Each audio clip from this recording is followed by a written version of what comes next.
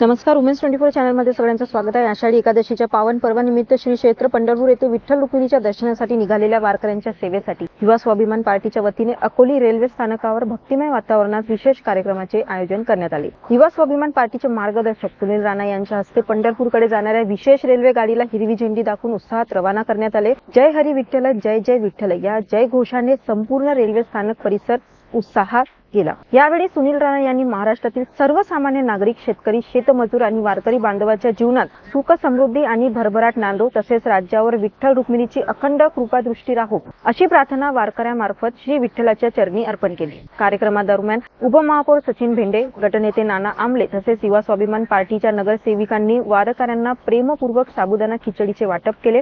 उपास करणाऱ्या भाविकांच्या सेवेसाठी राबवण्यात आलेल्या या उपक्रमाचे वारकऱ्यांनी मनापासून स्वागत केले। यावेळी उपमहापौर सचिन भेंडे, नगरसेवक किशोर जाधव, योगेश विजयकर, नगरसेविका सुमती ढोके, रजनी डोंगरे, अर्चना पांडे, स्वीकृत नगरसेवक संजय हिंगासपुरे, डॉक्टर अजय गाडे, हरीश चरपे, गंगाधरजी आवारे यांच्यासह युवा स्वाभिमान पार्टीचे पदाधिकारी, कार्यकर्ते आणि मोठ्या संख्येने वारकरी उपस्थित होते। भक्ती, सेवा आणि सामाजिक बांधिलकीचा सुंदर संगम अनुभवायला मिळालेल्या या कार्यक्रमामुळे रेल्वे स्थानक परिसर विठ्ठल नामाच्या गजराने भारावून गेला। विशेष रेल्वे पंढरपूरच्या दिशेने रवाना होताच वारकऱ्यांनी पुंडलिक वरदे हरी विठ्ठल श्री ज्ञानदेव तुकारामच्या जय घोषात वारीला मंगल प्रवास सुरू केला।